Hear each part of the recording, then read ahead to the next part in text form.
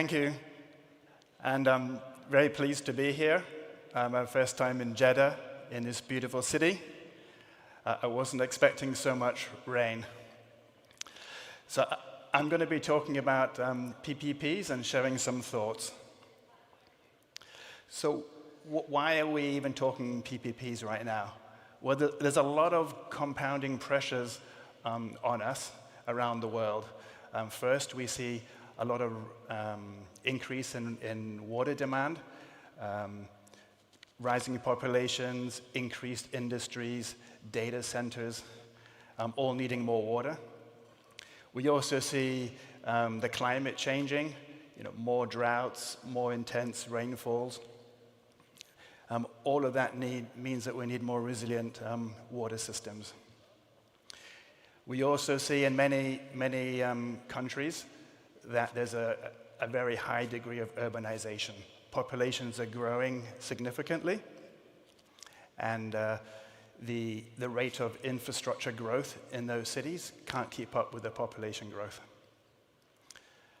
Then there's the added pressure of trying to reduce our greenhouse gas emissions.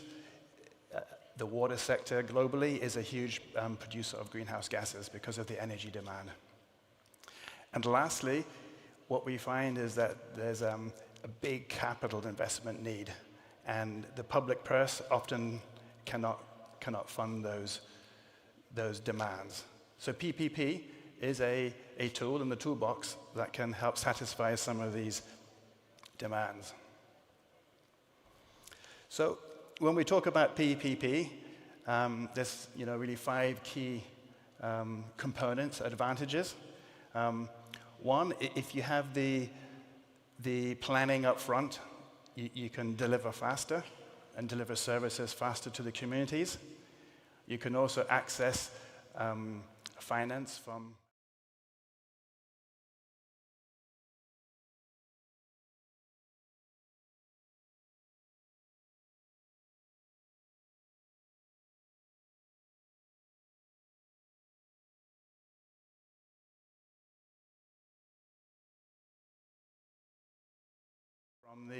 the EPC side, bringing in new technologies, as more importantly on the operation and maintenance. A lot of opportunity there over your 25 to 35-year O&M period.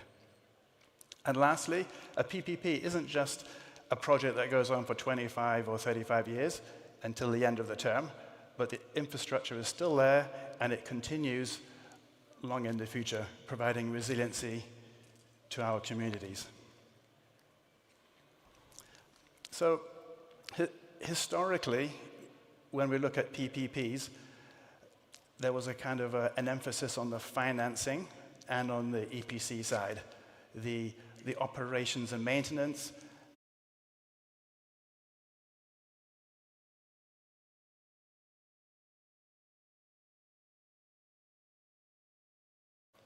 The PPPs are less transactional and more of a partnership over the long run. When it comes to the operations and maintenance, there's a lot of opportunity there during your term to continue to bring in innovation, especially digital tools to improve efficiency, reduce chemicals, reduce energy, upskill staff. And that's especially important because during that 25 to 35-year period, there will be changes that are coming. You can't predict everything. So there needs to be that flexibility during operations and maintenance to adjust the contract and be in partnership with the PPP developers. So in terms of what makes a PPP successful,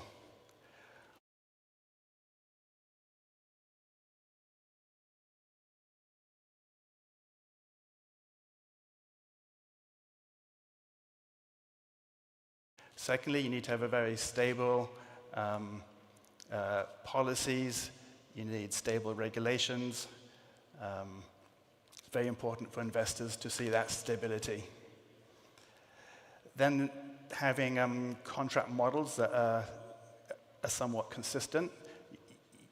The investors don't want to be having different contract models for every opportunity. Having some degree of standardization is important.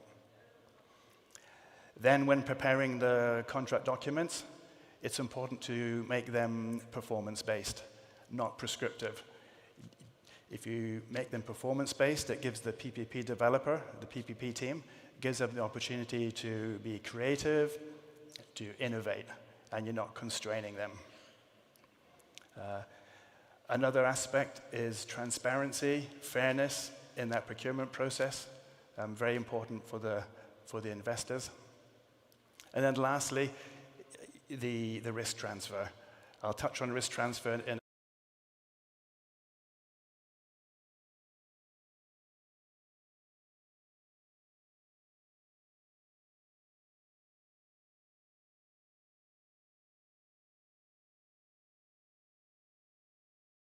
important to make your PPP successful.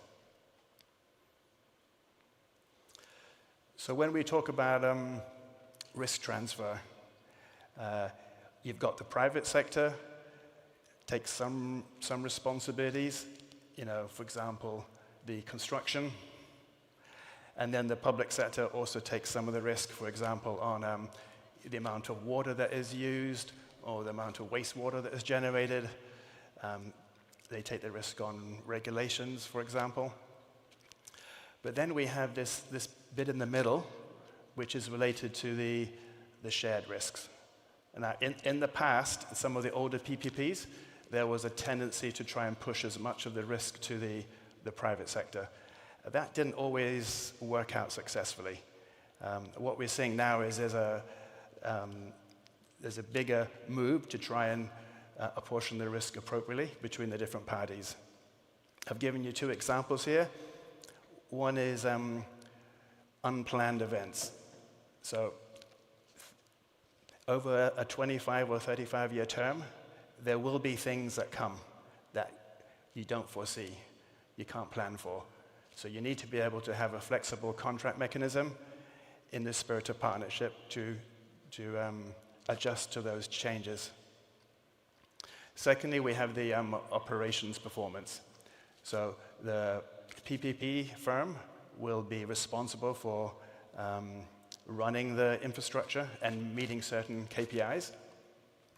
But that's all within a certain envelope that is developed by the public sector. So for example, your wastewater volumes or your wastewater quality, or your biosolids disposal. So there has to be some kind of boundaries over which the private sector can produce their performance. So I've got two case studies here. One is the Thames Tideway Tunnel in London. So this was a multi-billion-pound tunnel project that went right down the middle of the Thames River for 25 kilometers to carry wastewater. And the construction took about 10 years, just finished earlier this spring. It's a very successful project, but as with many PPPs, there was a lot of planning that went on up front. So we were involved way back in the 1990s, doing a lot of the feasibility, a lot of the planning to kind of set the boundary.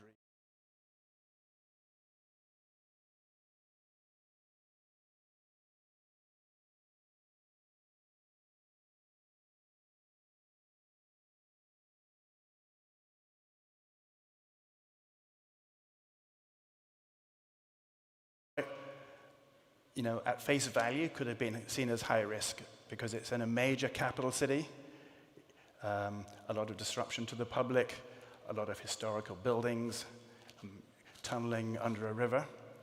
So we worked with the investors to provide them with a better understanding of the risks, the technical risks and the scheduling risks and others. So that was done to give the investors confidence to proceed with the project.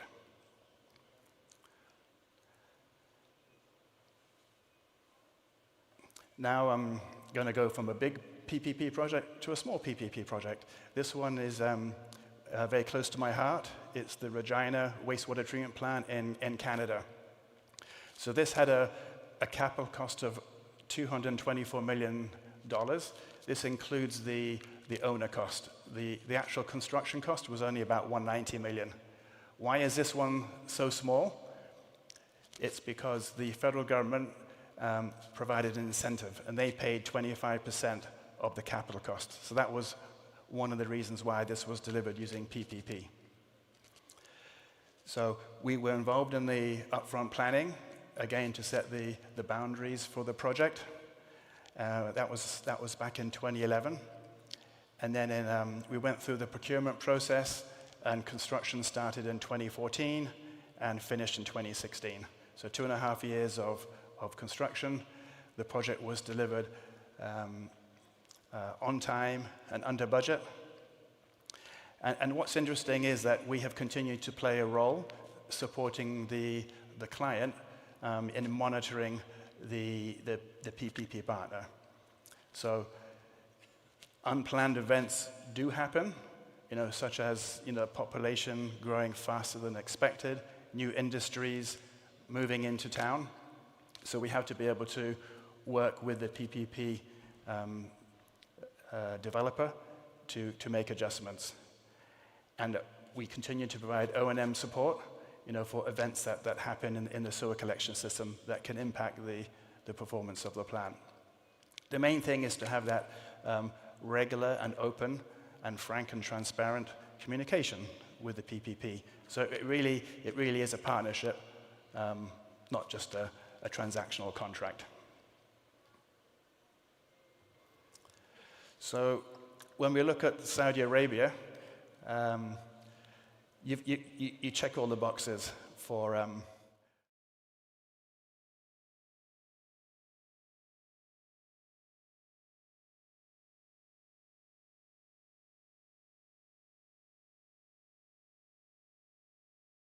best practices incorporated into your contract documents. You've got a lot of PPPs coming at a frequency, which makes it more attractive to investors to invest resources in the region. And then you've got predictable arrangements for off-takers. And lastly, a lot of your PPP projects are very large. So that brings in the opportunity to bring in world-class, top-tier contractors, EPC contractors and operations and maintenance contractors to participate in the PPP. So when we look at the future,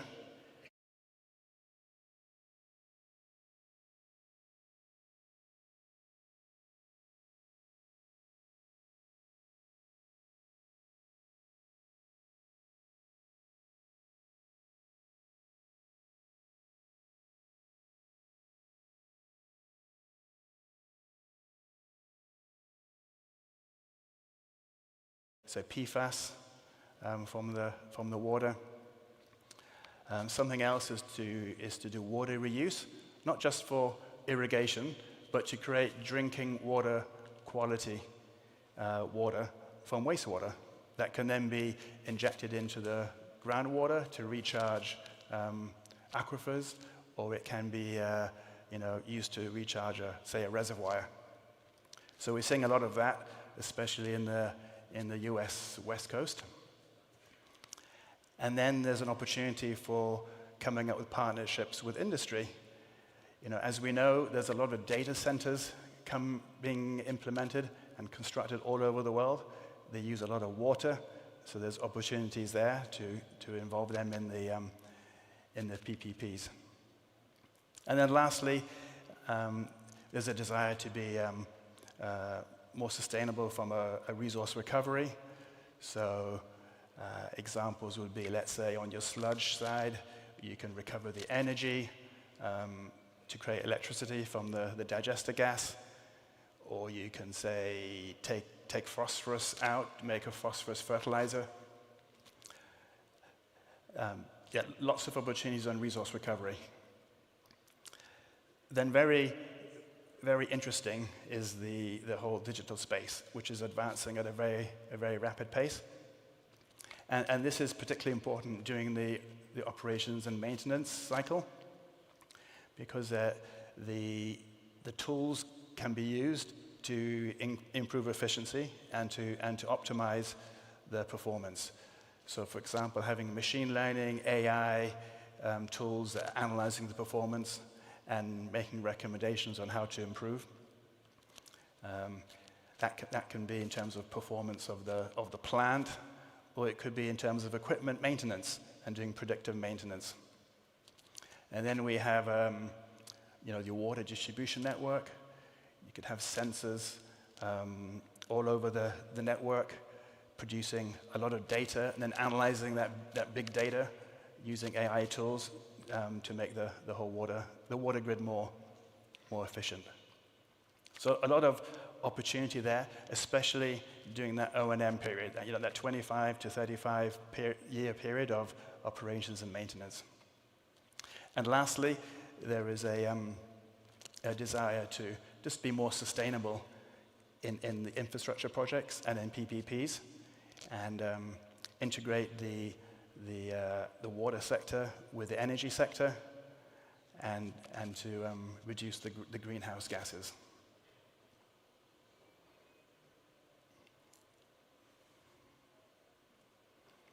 So when we talk about PPP excellence, there are certain things that global PPP developers are looking for.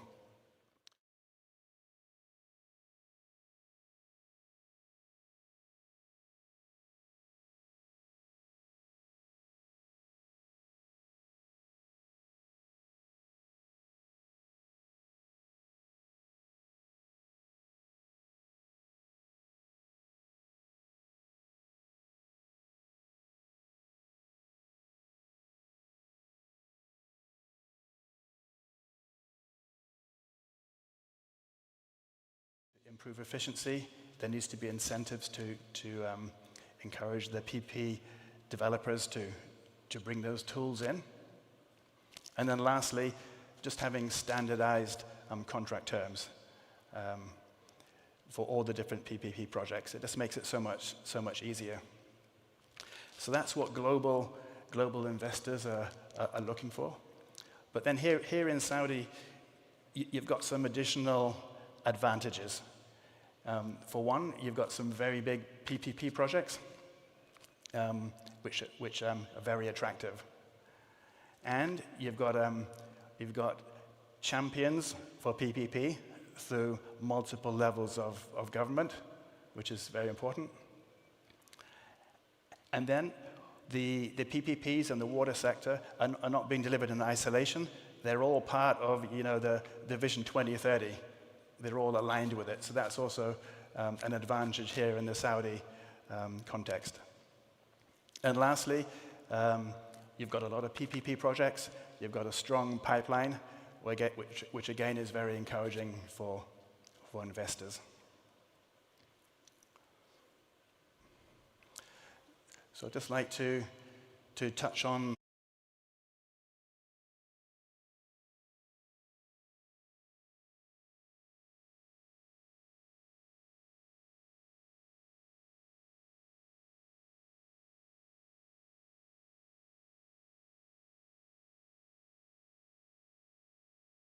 water ecosystem in Saudi Arabia and even outside Saudi Arabia.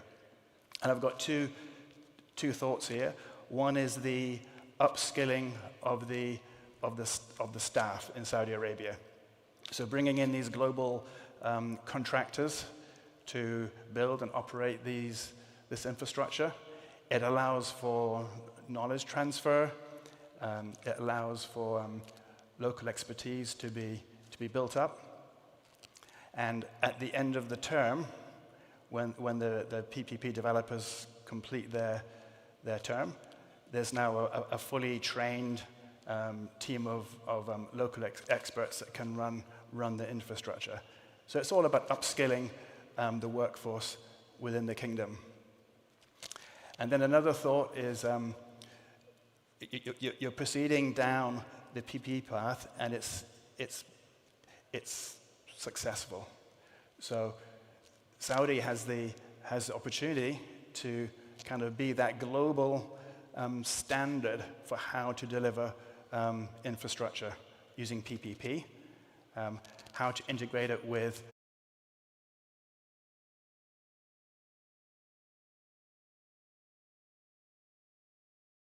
for Saudi to take that wealth of knowledge, that wealth of experience, and then export that knowledge to other emerging countries that have challenges with infrastructure and funding.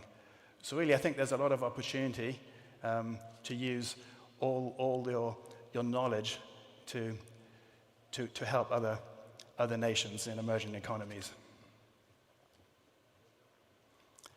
So some final thoughts.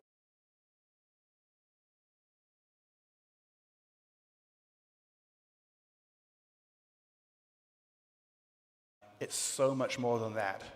It's a way to invest in infrastructure, to transform our societies, make life better for our communities. And it's not just for a period of a PPP term, but it's into the future, long after the term. So with that, I would like to finish. Thank you very much for having me.